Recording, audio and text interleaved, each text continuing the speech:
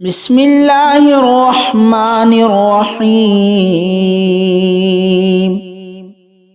تبارك الذي بيده الملك وهو على كل شيء قدير الذي خلق الموت والحياة ليبلوكم أيكم أحسن عملا وهو العزيز الغفور الذي خلق 7 سماوات طباقا ما ترى في خلق الرحمن من تفاوت فرجع البصر هل ترى من فطور ثم رجع البصر كرتين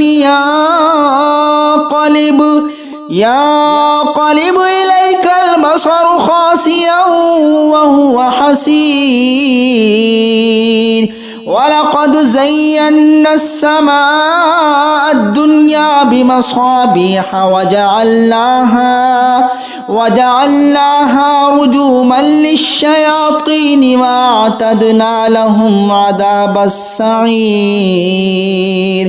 وللذين كفروا بربهم عذاب جهنم وبئس المصير إذا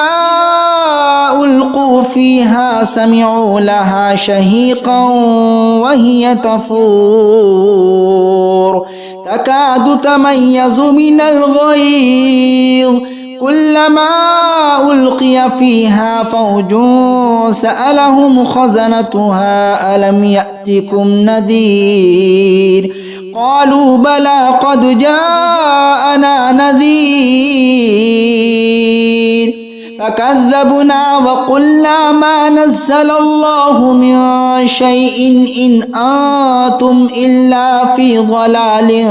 كبير وقالوا لو كنا نسمع أو نعقل ما كنا في أصحاب السعير فاعترفوا بذنبهم فسحقا لأصحاب السعير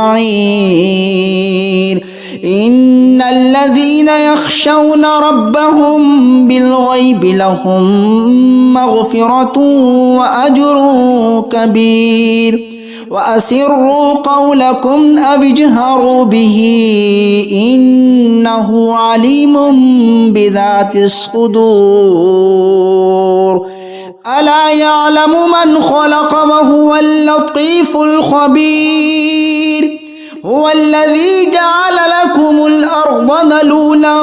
فامشوا في مناكبها وكلوا من رزقه وإليه النشور أأمنتم من في السماء أن يخسف بكم الأرض فإذا هي تمور أم أمنتم من في السماء أن يرسل عليكم حاصبا فستعلمون كيف نذير ولقد كذب الذين من قبلهم فكيف كان نكير أولم يروا إلى الطير فوقهم صافات ويقبضن ما يمسكهن إلا الرحمن إنه بكل شيء بصير أمن هذا الذي هو جند لكم ينصركم من دون الرحمن إن الكافرون إلا في غرور أمن هذا الذي يرزقكم إن أمسك رزقه بل لجوا في عتو ونفور أفمن يمشي مكبا على وجهه أهدى من يمشي سويا على صراط مستقيم قل هو الذي أنشأكم وجعل لكم السمع والأبصار والأفئدة قليلا ما تشكرون قل هو الذي ذراكم في الأرض وإليه تحشرون ويقولون متى هذا الوعد إن كنتم صادقين قل إنما العلم عند الله وإنما أنا نذير مبين فلما رأوه زلفة سيئت وجوه الذين كفروا وقيل هذا الذي كنتم به تدعون قل أرأيتم إن أهلكني الله ومن معي أو رحمنا فمن يجير الكافرين من عذاب أليم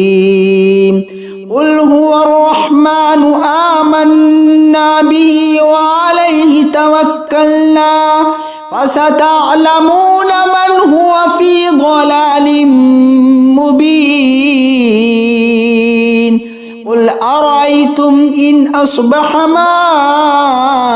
ماؤكم غورا فمن يأتيكم بماء معين